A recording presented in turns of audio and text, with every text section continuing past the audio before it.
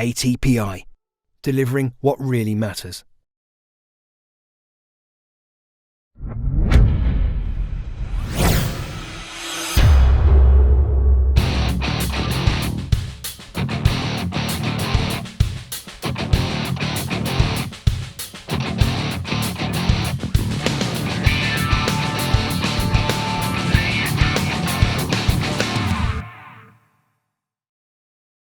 So welcome. Thanks everyone. Join us for the first of the Speed Freaks chat show, kindly brought to you by ATPI Travel.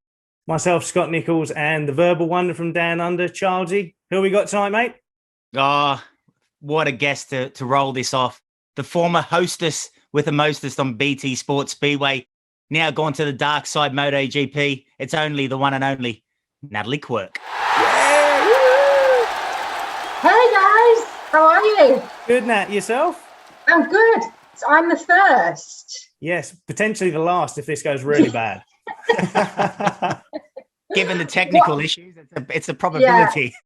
What have I let myself in for, I wonder? I don't know. Do you know what? Actually, off the back of that, quite an interesting. What are you probably more nervous about, this or the first BT show you hosted for Speedway? This, without question. We'll be kind. We'll be kind. No rules with this, so. Well, Nat, it's almost a bit like This Is Your Life. So we want to go back to way back when. So we want to hear about Natalie, what she was into as a kid, and then how you came to get involved with the Speedway and everything else. Okay.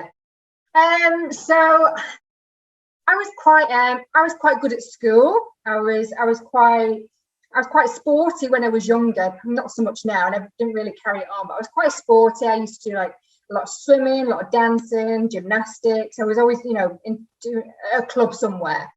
But good at school. Got my head down at school. I was quite well behaved. A little bit disappointing, to be fair. Yeah, a little bit of a swat. I never had a detention at school. What? Yeah. I went through all of school without detention. So I just got away with it, really. But yeah, so I was quite good at school. But when I was at high school, I knew I wanted to be a journalist from quite an early age. And I got into Speedway through my dad. He'd taken me to Bellevue, the old Kirky Lane track. And actually I didn't like it. I didn't take to it at all to begin with. No. But my dad kept taking me back, and it didn't take me long before I was making posters. Like, I mean, you don't see them these days, do you? But I'd stand like on the back straight or like the third bend with like a big Joe Screen poster, and I was in Joe's fan club, and get all my friends to try and get involved, and they weren't interested, but I was hooked by this point. So Screeny was the man of the moment then. He was your... Yeah, I was in Joe Screen's fan club. What year was that, Natalie? What year? So I started going in about 1990. Wow. Yeah. Wow. Yeah, 1990 was probably my first year, and obviously 93 was when Bellevue won the league and last won the league as well. But yeah, so I remember that year. They won it at Wolverhampton at Monmouth Green, and my dad was a printer. And we'd been to the first leg, and then obviously the second leg was away at Wolves, and I couldn't go because it was a school night. So my dad was working nights. I had woken up the next day after they'd won the league, and there was a big poster that my dad had printed at the bottom of my bed with the final score. So I knew that Bellevue had won the league. No way. Yeah. I remember Bellevue being an Aussie, and to be fair, Natalie, 1990 was before my first trip to the UK. Oh, you're going to make me feel old now. But geez, you're holding it well. I take that as a compliment. My first thing of Bellevue, and you mentioned Joe Screen, but being Australian, Jason Lyons was a bit of a Kirkhamshire Lane hero as well. Did you ever cheer on the Aussies when they were? Oh yeah, Mr. Bellevue, Jason Lyons, Mr. Bellevue. He was a character because it was. I remember Jason coming to Bellevue, and it was at the time when Freddie Shop came, and Chris Manchester, those type of riders, Bobby Ott. And Showtime, he was special. Yeah, he really was. And I remember you'd always see Jason Lyons afterwards, bagging his hand in the pits, and at the bar later on. And that was at a time, all the riders would come into the bar afterwards, and you'd get to, chat with them and socialise with them afterwards. To be fair, I don't think Lyons' cigarette left his mouth until the tapes went up. I don't think it did. Or his black jeans. Yeah. Great characters. And I, like I say, I knew I wanted to be a journalist from quite early on. And so kind of put the two and two together and started interviewing my heroes, interviewing Jason Lyons and Scott. I was just going to say, I remember, because, you're not much younger than me, but like when somebody's, say, 13 and you're kind of 4 or 5 years older, it's a big gap. And I remember you as a real young girl kind of doing all the interviews and the TV stuff and the stuff for the media. And I was like, man, fair play. She's got some confidence to come and do this. And then who would have thought, obviously you said you left Speedo now, but who would have thought like would have been on BT with you? That's pretty amazing. It was it was quite surreal, really. Like Speedway was my passion. It was always, my love. And I went to college, went to university, did a, journalism degree. Started off wanting to be in newspapers, and then just got a little bit bored of it and started to get an interest in broadcasting. And then once I graduated, was working in radio and I was freelancing for about 18 months. And by that point, I was still heavily connected with Bellevue. I was, I think by that point, I was doing the PA. I was on the centre green doing the announcing, and I'd done a little bit of work in their press office and piece of the programme. Oh yeah, I had my own little. I'd only read it if you mentioned me. I didn't bother otherwise. It's a good job, really. Good job you didn't read it. How do you know she didn't mention you if you didn't read it, Scott? Yeah, he does. Teach me to try and be a smart ass on it. You know what? I used to love watching Scott ride, but hate him at the same time because he always used to do well around Bellevue, like Kirky Lane for Ipswich. I remember losing my voice once when Ipswich came because I was shouting at Bellevue so much. And I think it was a draw, but yeah, it was. There were always good meetings when Ipswich came to. All right, hey, I'll put you on the spot then. So you're kind of not doing the Speedway now, so this will soften the blow a little bit. So which riders did you not like coming to Bellevue, apart from me? Not like. No, I remember not particularly liking Gary Havelock for some reason. Yeah, I don't know why. There wasn't anything personal, but when I was really young, I remember shouting from the terraces at Gary Havelock for some reason. But I can relate to that. These riders that you just I remember watching. I used to love watching Sam Ermolenko and Ronnie Corrie team riding when they were at Wolverhampton, and they were just so good to watch, even though they weren't riding from my team. They were just brilliant to watch team ride. And same with Billy Hamill and Greg Hancock. Yeah, I was going to mention them when those guys were at Coventry. I remember taking Watto's sponsors, Mallet Transport, up to Coventry, up to Swindon for a meeting of Swindon versus Coventry, and it was just a Billy and Greg show. And regardless of whether you like the guys or not, you had to, as a fan of the sport, you had to admire what they did at away tracks. And there's a few of those pairings over the years that you might have seen Natalie and yelled at, but a little bit of you might have said, "Oh God, they're good, aren't they?" Those two Aussie lads.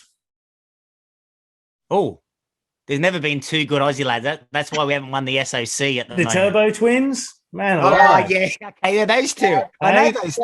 They were pretty special. Yeah. I remember actually, and it's quite bittersweet really, because I remember when Darcy had come back, and he was on loan at Swindon, wasn't he? Yeah. Towards the end, and I remember watching him around Bellevue and just saying to myself, he's going to be world champion. Absolutely, no doubt about it that he's going to be a world champion. And then it wasn't long after that. Yeah. Oh man, he was. That was at the old Kirky. I remember that, and I could hold my own around there, but he was something special. Like he tied me in knots one night, and it was like frustrating as hell. But hats off to him, he did it. So Speaking of those types of riders, is there anyone that stands out to you apart from your favourite Joseph Screen, Natalie, that in Speedway Darcy's probably up there by the sounds of the way you spoke about him, and he mesmerized a lot of people. But who's your all-time sort of? Is there one person that you had on your bedroom wall as a young girl? I really had a soft spot for Sam Ermolenko. I really did. And obviously after Wolverhampton, he came to Bellevue. And it's probably because when I was about, 13, 14, it was my birthday whilst one of the meetings was on. And he took me around on his bike. And there is a picture somewhere of it. That's the only speedway bike I've been on. It wasn't because one of his feet always had a high heel, was it? She had to prop him up. Sam was cool. He was one of my heroes when I was younger too. So, and the Americans just seemed to have this way of team riding, didn't they? Yeah. How about your mum and dad? Were they Bellevue through and through? Yeah, pretty much. So in the early days when my mum and dad were courting, as they would say, my dad was always a big Speedway fan, big Bellevue fan. And then once they got married, I suppose money was a bit tight and they didn't go to Bellevue as regularly. So my dad hadn't gone for many, many years. And it was only when he was on his way back from, my dad used to work in the centre of Manchester, and he'd drive past Kirky Lane on his way back if he'd done like a late shift. And he'd hear the bikes, and he'd say, "Oh, right, I'm just gonna nip in. I'm gonna go and have a look, see what's going on." And that's when he took me when he was on a day shift. He's like, "Right, I'm actually going to go to a full meeting," and he took me along, and that's how it started. And then we started going regularly. My mum, not so much. It was more me and my dad. It was me and my dad type thing. And then if it was like a bank holiday, we'd all go. Or we'd and how old were you then? Do you remember that first meeting? Who it was against? I can't remember who it was against. I was about 8. Right. Wow. Yeah. I was about 8 years old. Yeah. And then we'd go. So was that 20 years ago, Nat? Yes, that's right. That's right. Oh, silky. Smooth. Oh, yeah, I wish. But then we'd all go as a family, like to Coventry or to Wolverhampton. We'd do some away meets. I remember going all the way to Eastbourne and having a rain off. That wasn't much fun. Yeah, that's not fun. But yeah, and we'd start going to Cardiff for the British Grand Prix. And so for it all to go full circle, when I eventually kind of graduated and I was working in radio and then TV, and I'd already started working for BT. I'd had bits of work experience with Sky Sports, and they knew that I was really interested in their speedway production, but I didn't have the experience. Maybe I was a bit too young for it. But then started working at BT, and it was only a few months into my work at BT that they announced that they were getting the speedway rights, and everything. I suppose it all just kind of fell into my lap, really, because I said, I just said to them, look, I'd love to be involved, and and the rest is history. I remember the first show we did at BT, and how nervous were you about doing it? Because like you just said, you've come from, it's something you went to as a kid, it's a passion of yours, and then to be like the host of it on BT Sport must have been pretty terrifying in some ways. It was because I'd watched how brilliantly Sky had done it for so many years, and watching it every week thinking, I want to do that, I really want to do that, and one day maybe, and I'd kind of got my experience. I knew the riders, I knew the managers, knew the promoters. And then when it all happened, and I'd spoken to the bosses at BT and said, look, can I be involved? And they said, right, present it. And I kind of went away. And as the time was getting nearer to that first show, and all my friends made up for me. And I was like, yeah, but I'm actually really nervous. Like, well, what are you nervous about? This is something you know inside out. This is something you've worked in since you were 12, 13 years old. I'm like, yeah, but I feel like the pressure's on now. Because I can't mess this up, because I'm supposed to know what I'm talking about. And it wasn't just because it was new for BT as well. It was a new sport for BT, and I wanted it to work for them as well. I wanted it to work for them. I wanted it to be a good product. And I suppose I wanted to prove myself as well to those that, there was plenty of people that had no idea who I was.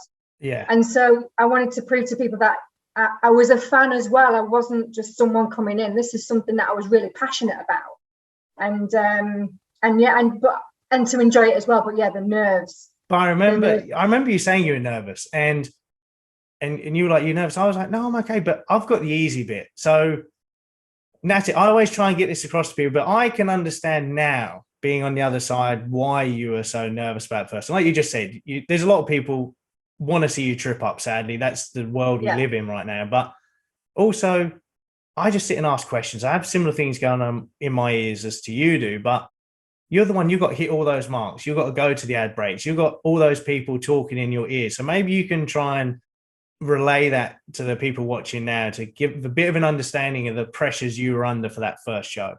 Yeah.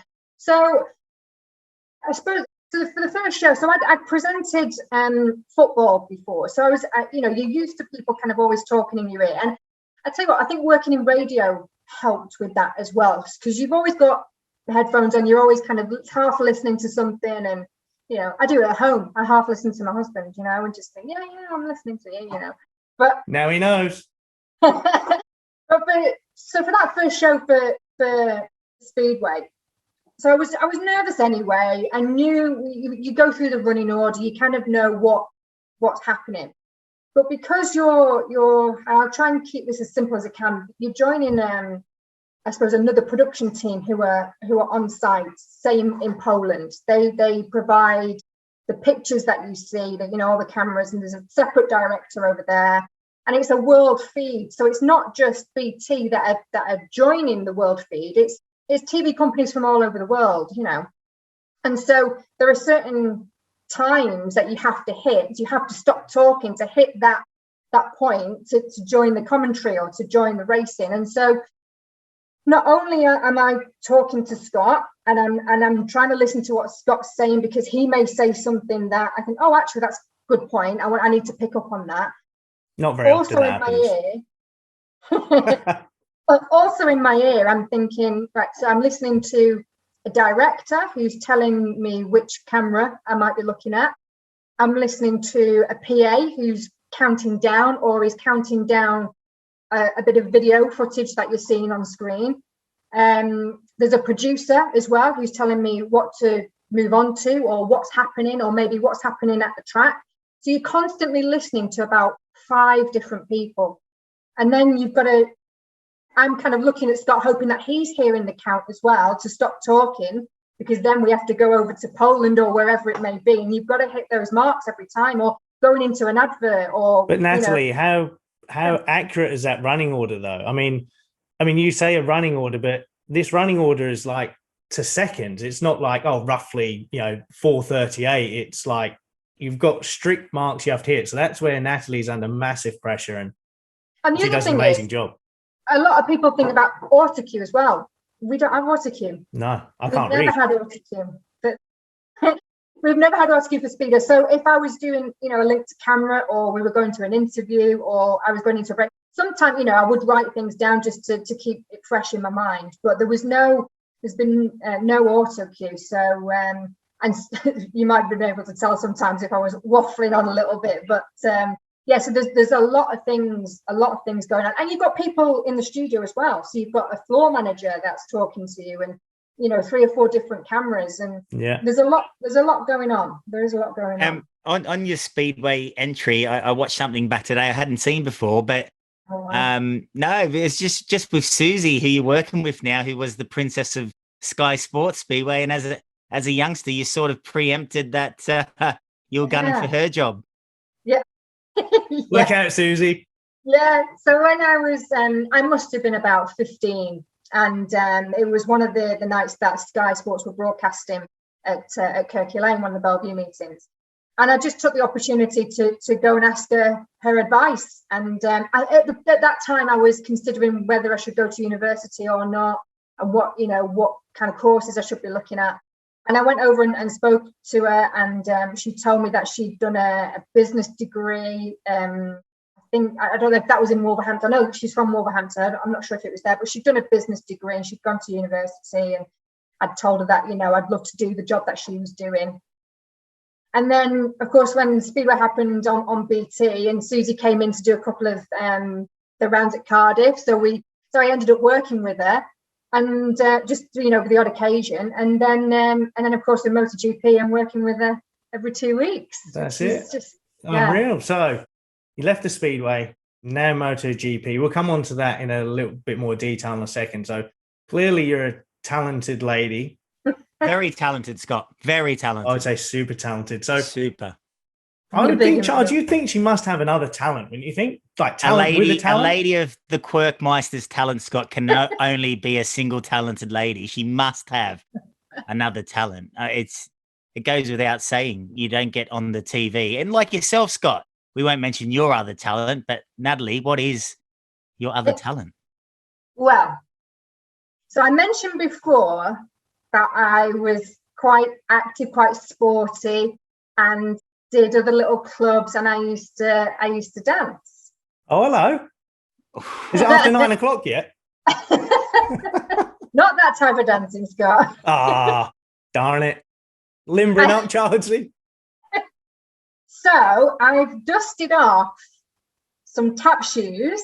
Oh, hello. No, you're not a tapper. Now, bear in mind, I've not done this for the best part of 20 years. Can I say something now? I was kind of hoping it was going to be your cheerleaders outfit, but maybe that's just for Steve only. Right. She's married, Scott. See what happens when you go single, Nat? I know. Didn't have a lot of choice, really. Wow. I actually forgot that I told you that, and I'm beginning to regret telling you that. Yeah. Those pom-poms have not come out of the loft for a long time. So, right. Let me see if this works. Oh my Can you hear them? How cool is this? Right. I don't know how good this is going to be, because like I said, and I'll try and point the camera down so maybe you can see my feet. Yeah, you go back a little. Yeah, we're good. Yes. Yeah? You ready? Let's go. Yeah, we're ready. Okay.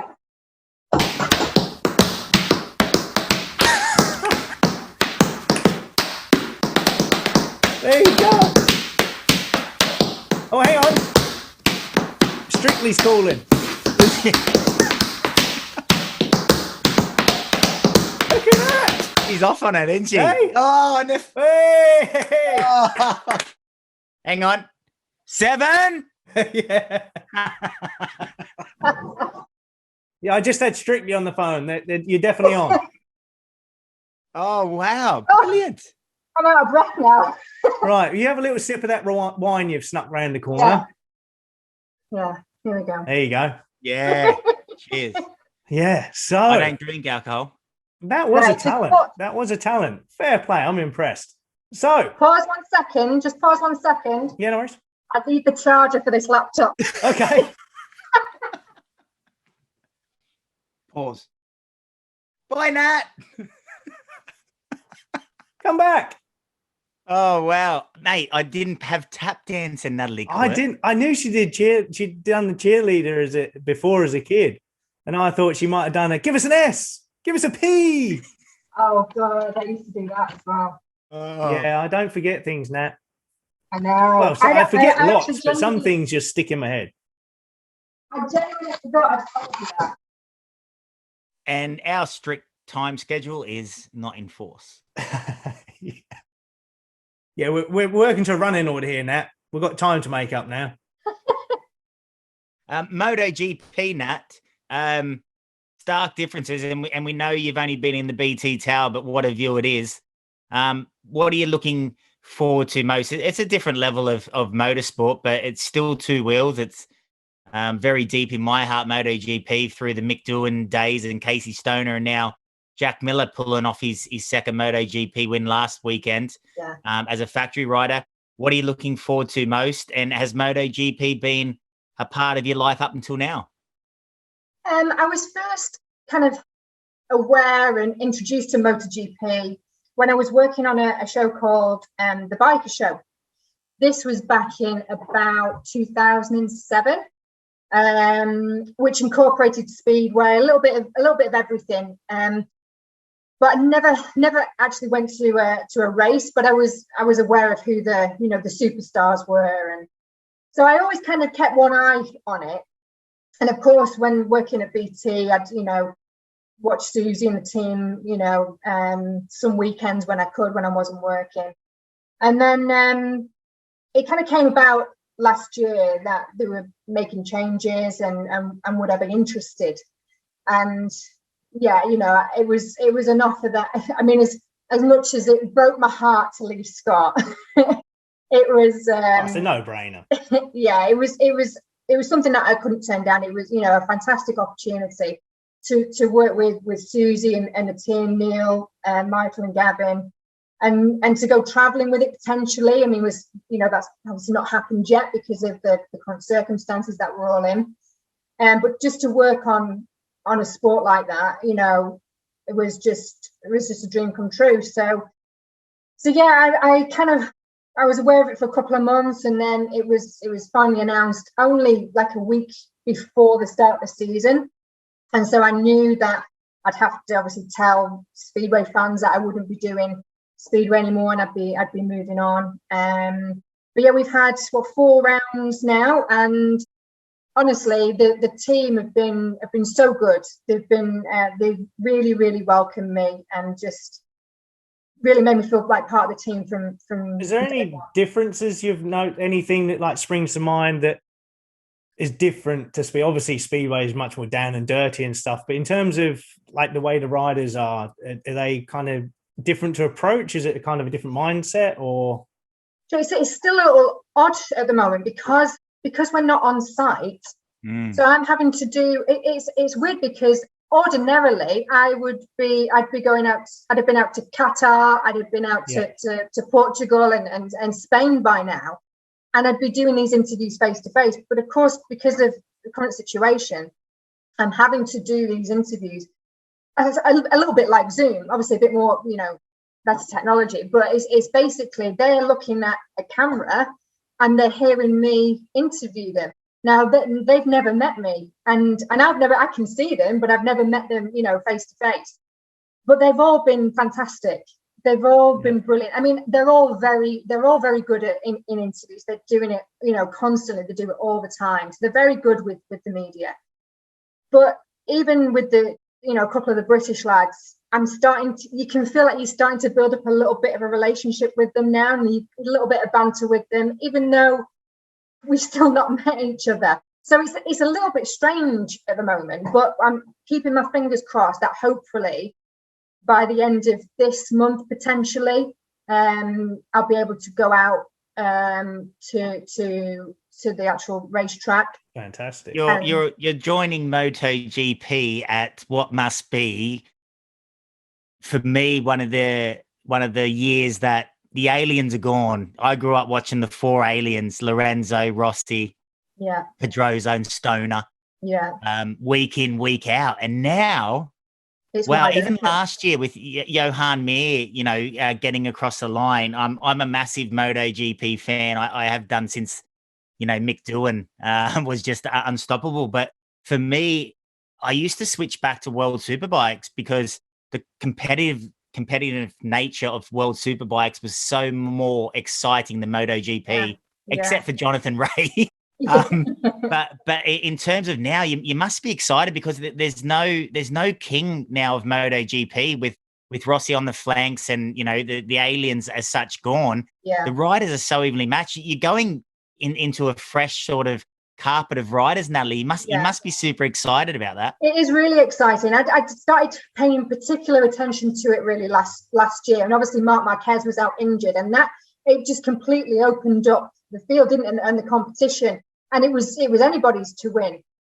And so the start of this year, and I was doing all my research, and I was like, actually, you know, this is a wide open competition. This isn't, you know, someone's going to run away with this. Obviously, Marc Marquez has come back, but he's a very different Marc Marquez, and still will be for a little while, I think. Obviously, there was before the season started, there was a lot of hopes pinned on Jack Miller. Actually, there was a big hype. He'd gone over to the factory Ducati team, and he'd done well in testing. And I thought, oh, maybe everybody's money's on him, but you know, it's like he won his first round of the season at round 4. And speaking to him afterwards, just the relief, just that huge weight lifted off his shoulders. And and you know, everybody was just delighted for him. You know, he's Which one of his accents did he speak to you in? do you know? Do you know what I was disappointed with though? We didn't get the shoey. We didn't get the celebration. Well, that's a Weber thing. That's a Daniel Ricciardo thing, anyway, isn't it? Yeah, but yeah. So, like you say, you know, we've had what three different winners in 4 rounds. Again, like last year, they had so many different. I think they had like 9 different winners in 14 rounds, and that for me, you know, as I am a big fan of Valentino Rossi. I think, you know, who isn't? Yeah. But you kind of think, you know, his career is coming towards the end. I think it's fair to say. I don't think he wants it to either, though. No, Does he? I think he's really holding on, and everybody's willing to see him do well again. But the start of this season has been, I think, tough for him and tough for his fans to watch. I think, they don't want to see his career end like this, you know. It'd be a shame to see it end like that, but it just throws the competition wide open, and that makes it all the more exciting for me, because you just can't predict who's going to win a round, and nobody's going to run away with it. No one's going to dominate, and I think that makes it really exciting. But the thing with that, and I know Childsy's a massive F1 fan, talking about differences between MotoGP and Speedway and things like that, the media, I think they're much heavier on that. Like with Formula One and things, it's obligatory that they have to do the interviews, good, bad, or ugly. Yeah. We know how hard, well, you know how hard it is, Natalie, sometimes try and pin some of the GP riders down. They don't want to do interviews. And it's almost like these other sports, it's part of their job. They have to do it. It's obligatory. And I think, you know, I don't know if you've noticed that that's maybe one of the things that seems to stand out a little bit more, maybe. Yeah, I think, you know, like you say, if someone's had a bad meeting, someone's had a good meeting, or, you know, good race.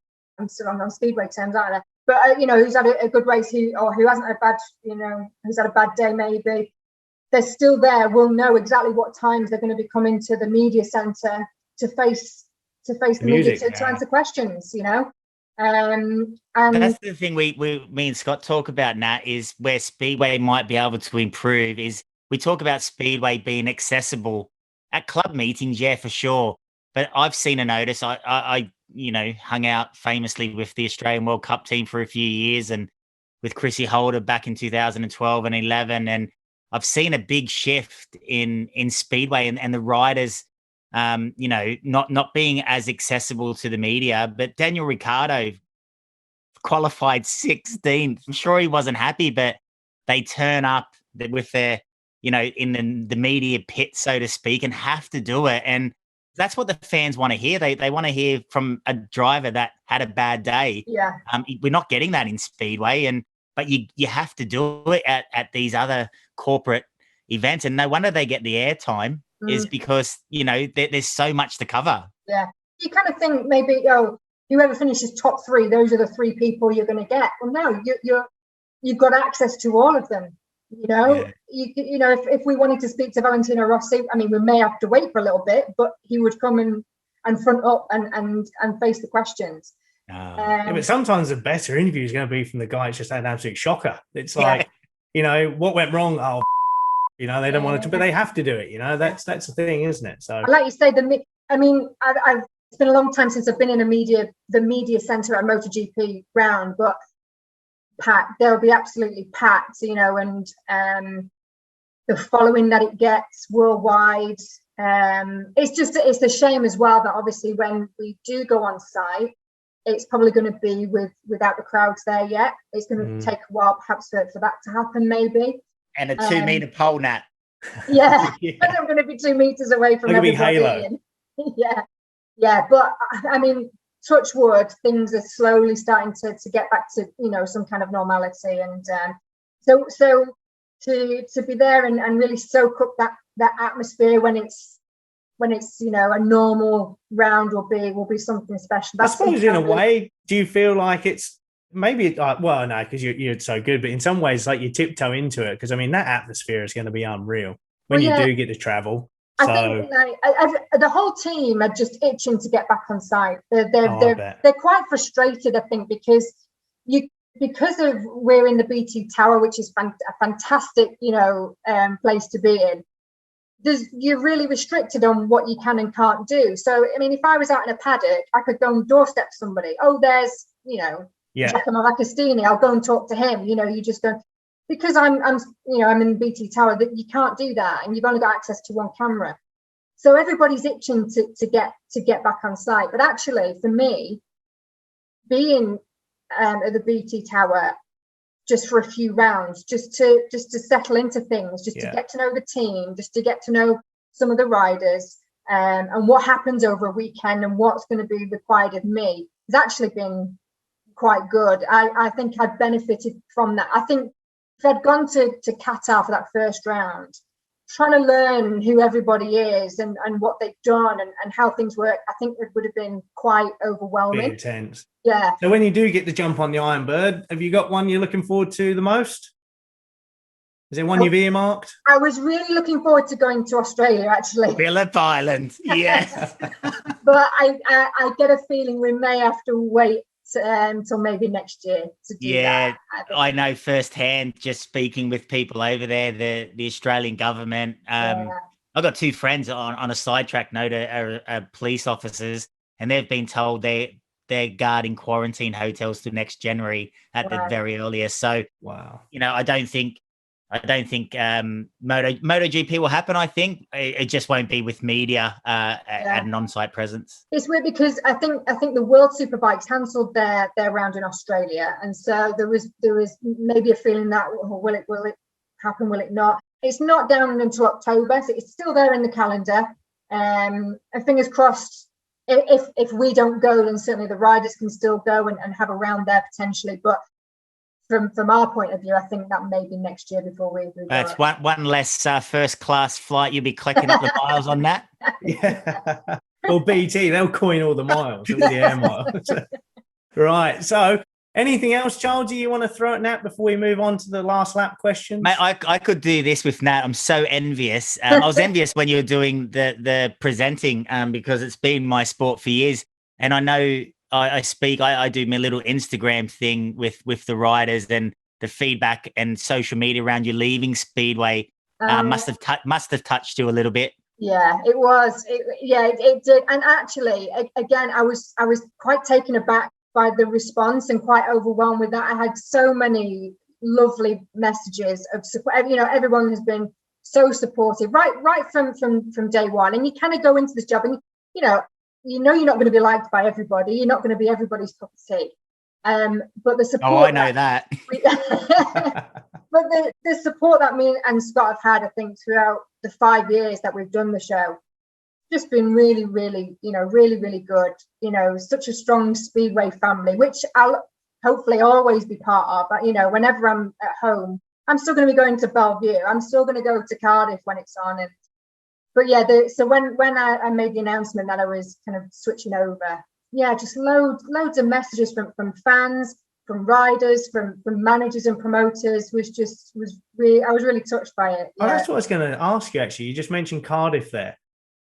I've never been to Cardiff as just a fan because it's either been racing or it's been the TV. Yeah. So you will have gone as a fan and soaked up that atmosphere and then gone there to host the show.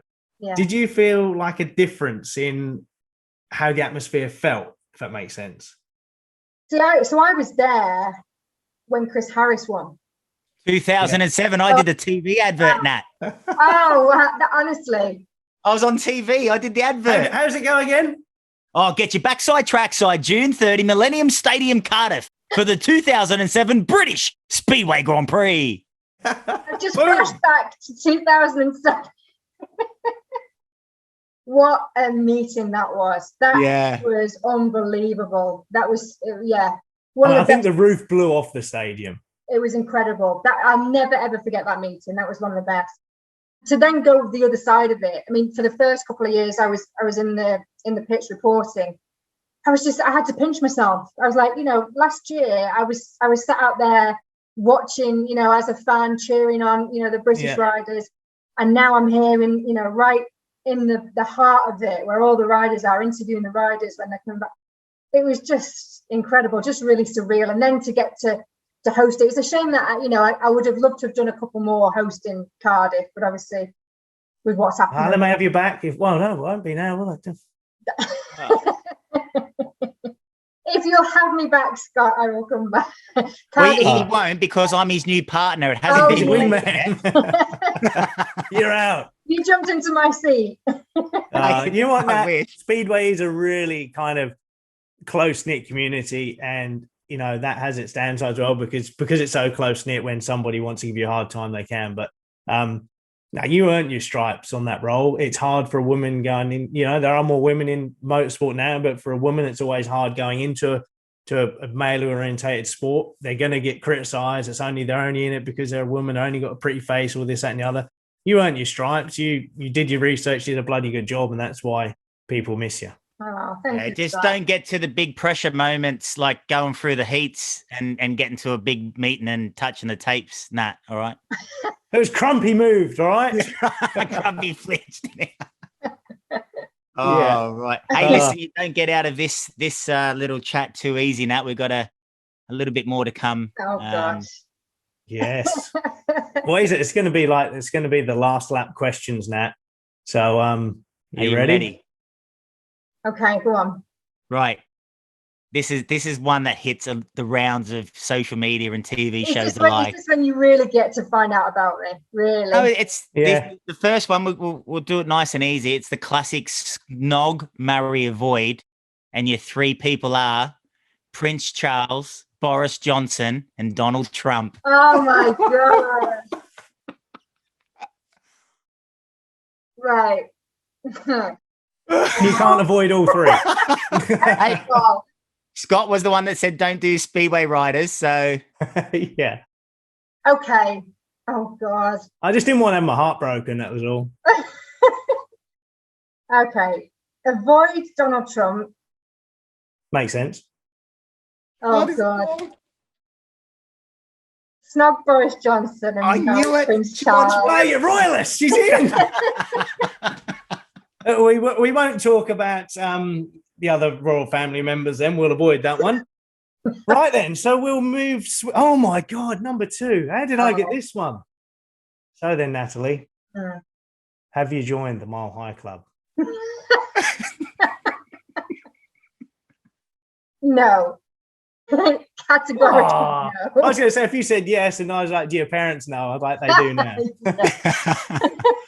My parents will watch this back, by the way.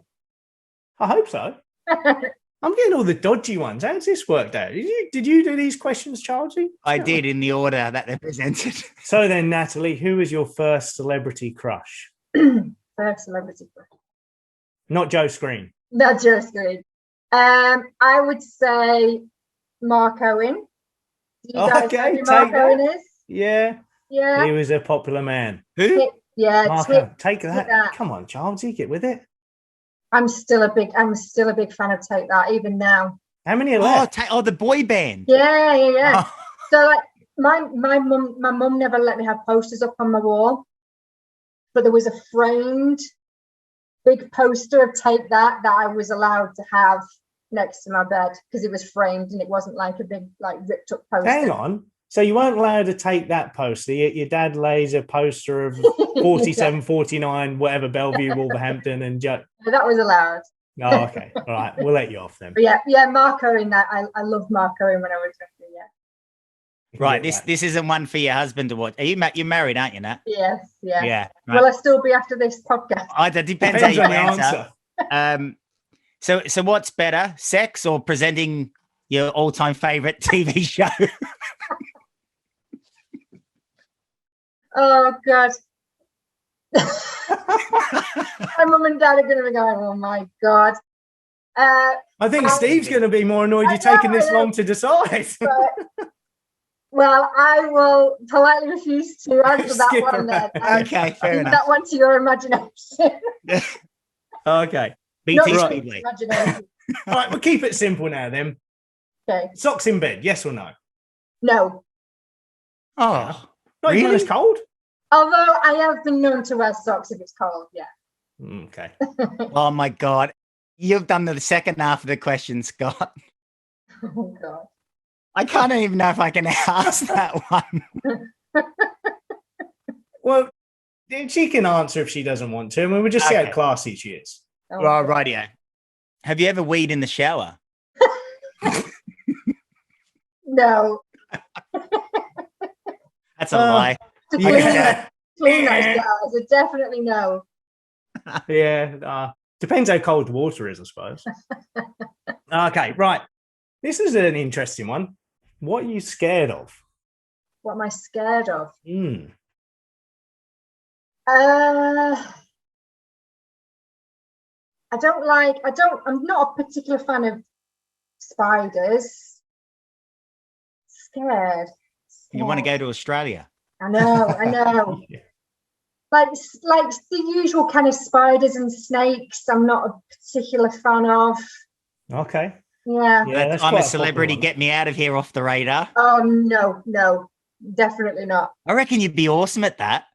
I'd rather do Strictly. Oh, what was Matey, the DJ? What was he kept saying? Something Park, the football. Oh, ground. no, wasn't it Turfmore? Turf Turfmore. Moor, Happy Place. that's it. Turfmore. Yeah. Happy place, Turfmore. That's it. We Mountain found View, this out Turkey earlier, Lane, actually. Happy place. Yeah, Happy Place. And I was thinking Turfmore. Is that like a racetrack? I didn't know what Turfmore. Texting or calling? This is so bad, but texting. I do prefer to text. I think it's a female thing. I'm going to get in trouble now. But I just prefer to call. I mean, so like text. I'm like, make a quick 5-minute phone call and you get it all done. No, that's so bad. That's so like antisocial, isn't it? But I do prefer to is. text. Good job. And the way to get Scott to text is just don't answer his calls. But you know what? I'm also really bad at. Someone will text me and I'll read it. I go, all right, yeah, I'll reply to them in a minute. And like a week later, and I'll go, oh, I didn't reply to that. I'm so bad for that. I think we're all guilty of that.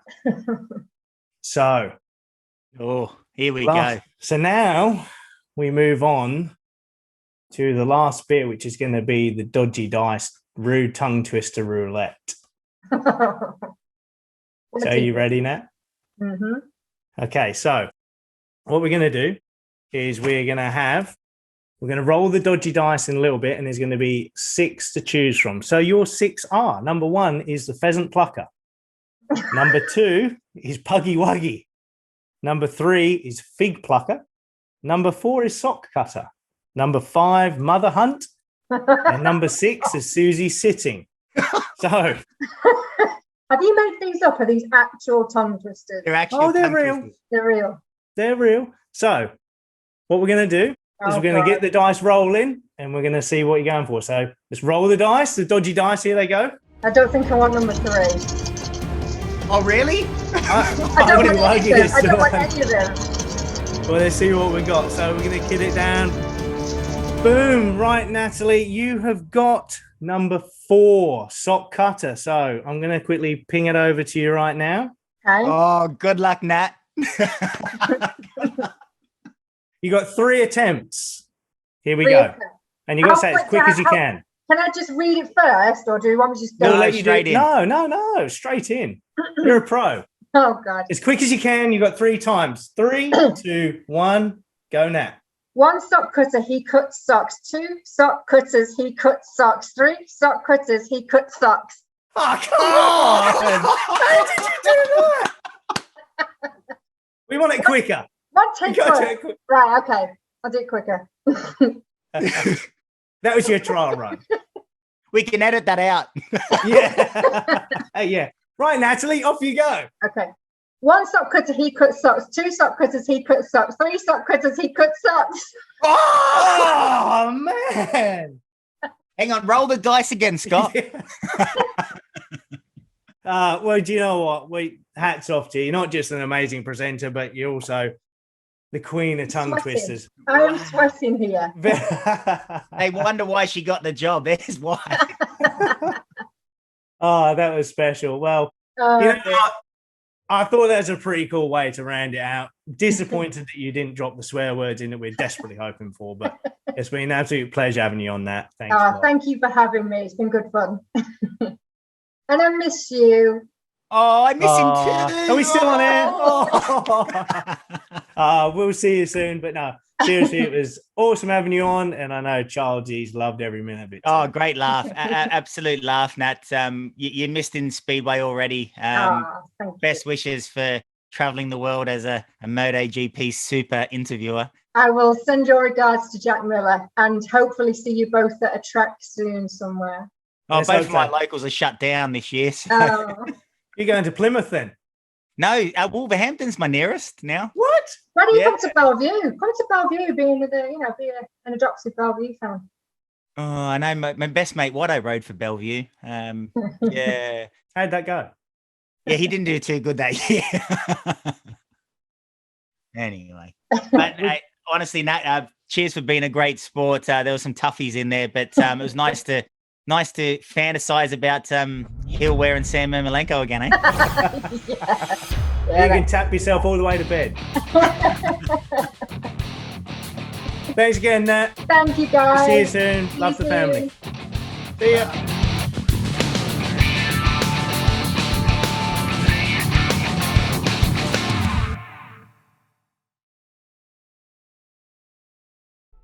ATPI, delivering what really matters.